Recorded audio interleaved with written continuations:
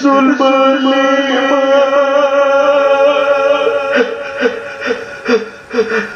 tolong Zul,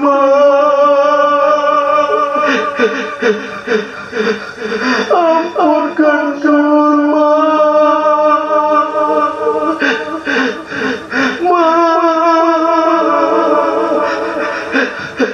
ampunkan Zul.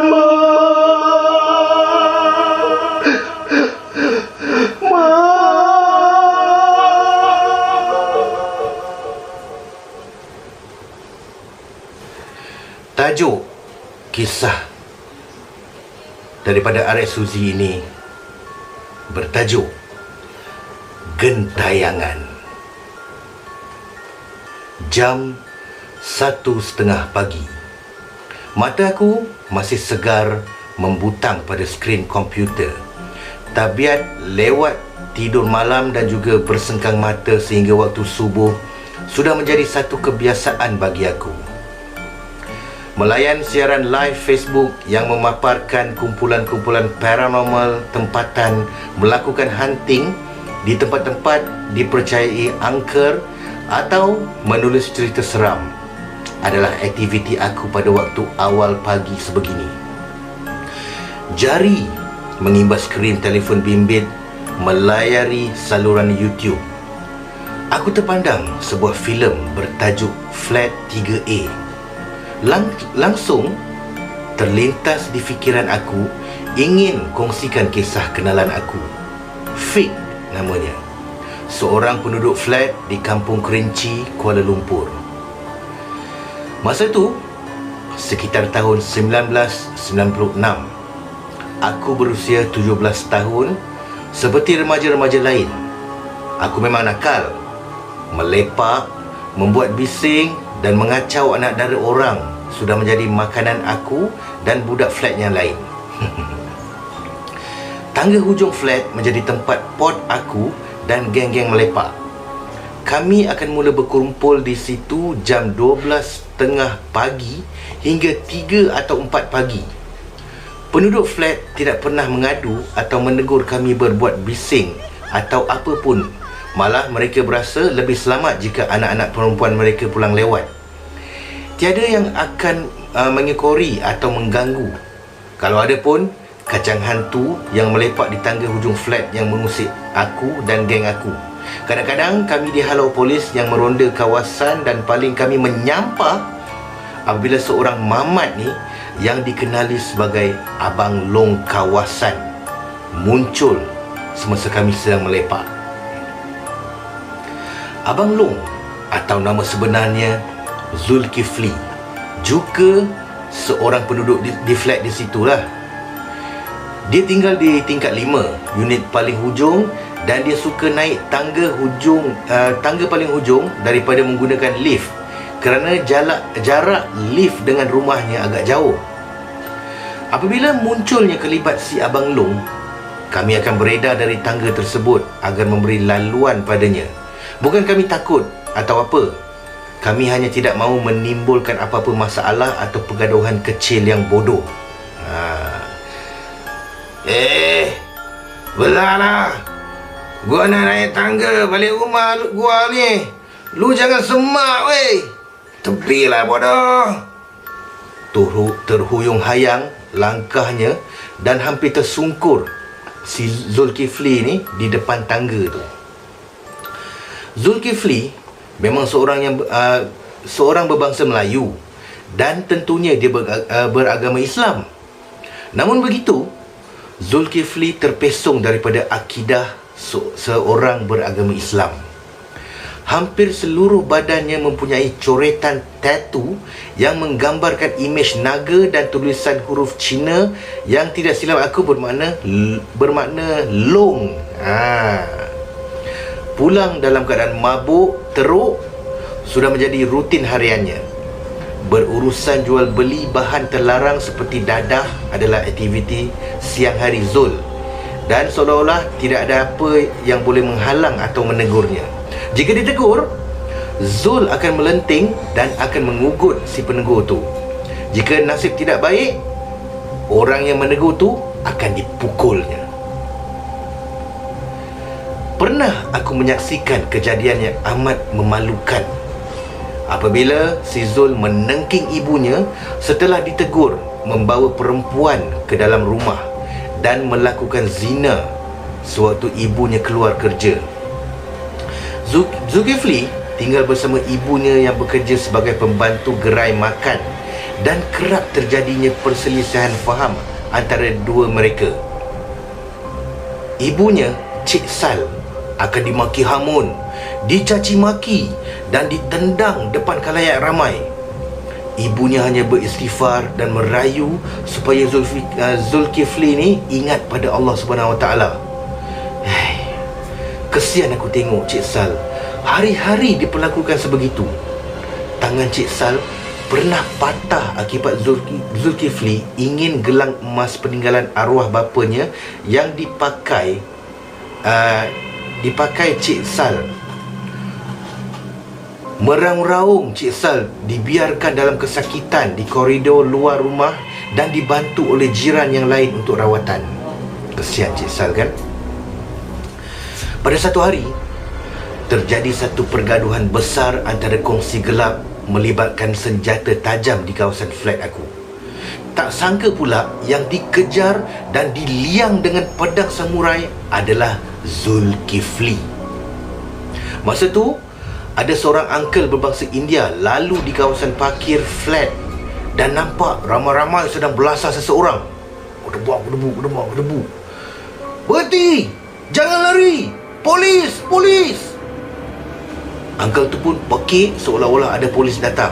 Apa lagi, bertempiaran samseng-samseng tadi lari tak tentu arah, meninggalkan si mangsa terkapai-kapai, berlumuran darah.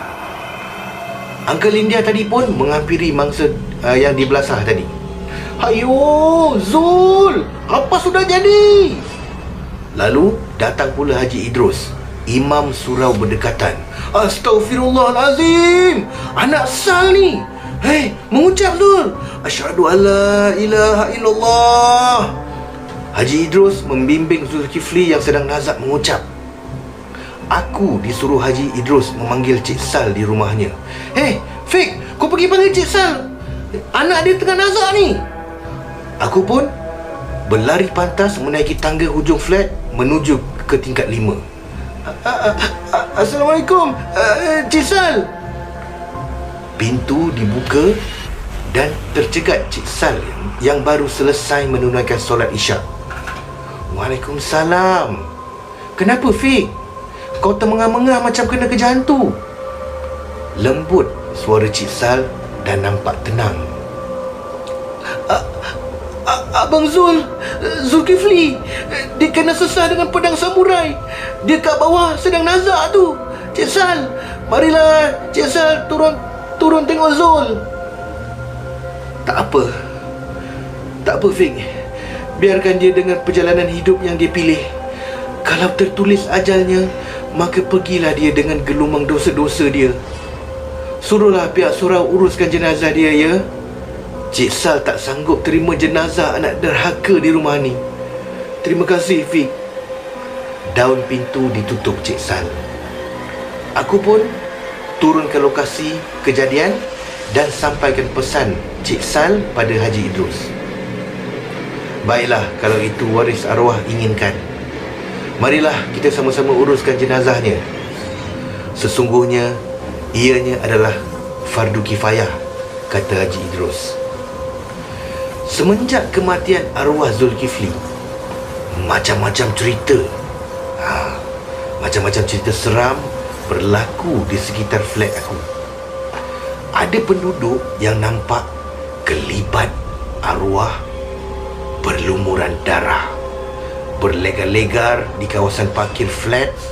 Dan paling menakutkan apabila dikatakan setiap jam 3 pagi akan ada susuk menyerupai makhluk berkafan serta berwajah mirip arwah Zulkifli muncul di tangga hujung flat, melompat-lompat hingga ke tingkat 5 dan berdiri di depan pintu rumah Cik Sal. Mula-mula aku fikir cerita tu semua karut dan hanya menakut-nakutkan kami yang melepak di tangga hujung flat tersebut. Tetapi ianya ternyata benar apabila aku sendiri alami gangguan tu. Pagi tu kami lepak seperti biasa, dan apabila jam masuk pukul 3 pagi, masing-masing angkat kaki dan belah dari situ. Tidak perasan tinggal aku saja yang berada dekat situ. Aku terbau macam serbuk pacai yang digunakan untuk tabur pada jenazah yang siap dikafankan. Kuat sekali, menusuk ke lubang hidung. Aku tidak peduli apa yang penduduk ceritakan. Aku memanjat naik atas tangga dari tingkat 1 sambil main game di telefon bimbit. Bau busuk seperti bangkai pula menyapa deria bau aku, serta diikuti bunyi menderam dan lompatan kecil. Lebih kurang macam ni bunyi dia.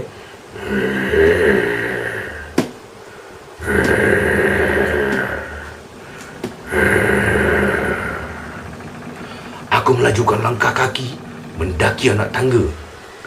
Aku tinggal di tingkat 4. Semakin laju aku melangkah, semakin laju juga bunyi lompatan tadi. Aku terus langkah 1000 sampai ke tingkat 4. Lalu aku sembunyi di sebalik tembok tepi tangga dan terus menunggu siapa yang mengikut aku tadi. Tap, tap, tap, tap.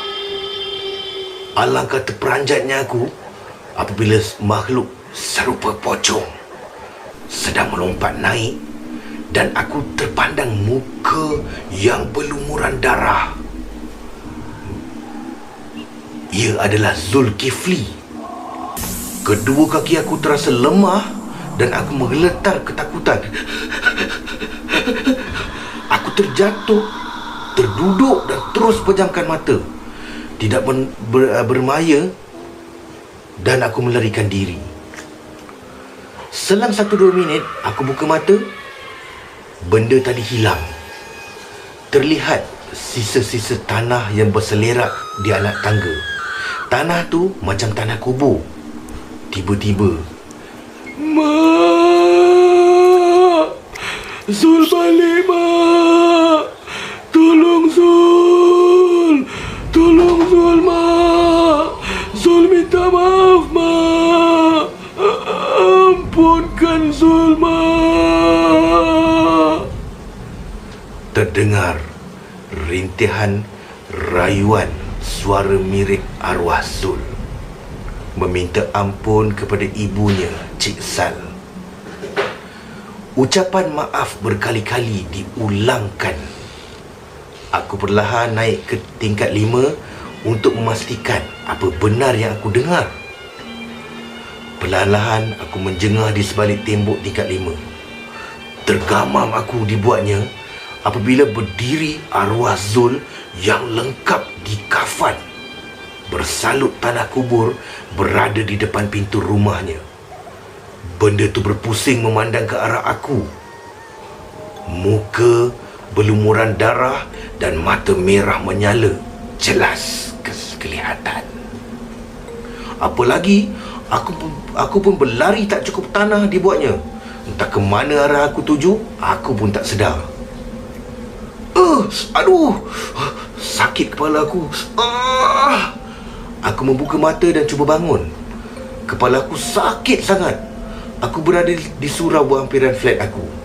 Abah, Mak dan Haji Idrus ada di depan aku. Rupa-rupanya aku dijumpai pengsan tidak sedarkan diri di pagar masuk surau oleh Haji Idrus yang ke surau untuk persediaan azan subuh. Setelah diberi sedikit air suam untuk membasahi tekak kering aku pun menceritakan apa yang berlaku. Haji Idrus juga mendengar bermacam-macam gangguan dari beberapa orang penduduk flat dan sudah masanya untuk hentikan semua ni. Haji Idrus mengambil keputusan untuk berjumpa dengan Cik Sal. Dia meminta Cik Sal untuk memaafkan segala perbuatan yang telah arwah lakukan terhadapnya. Ampunkan anaknya itu walaupun perit dan berat apabila mengingatkan kembali apa yang telah anaknya lakukan. Akhirnya, dengan pujuk rayu dan nasihat dari Haji Idrus serta jiran yang lain, Cik Sal mengampunkan anaknya itu, Zulkifli. Semenjak lafaznya keampunan buat arwah Zul oleh ibunya, tiada lagi gangguan atau penampakan arwah di sekitar flat aku. Aku tidak dapat melupakan saat-saat terserempak dengan benda menakutkan ni. Di malam itulah. Nak percaya atau tidak, terserah. Itulah cerita seram pengalaman fake atau Taufik, seorang kenalan akak.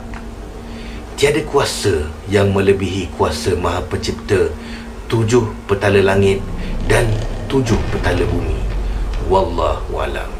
Terima kasih, Brother Fah.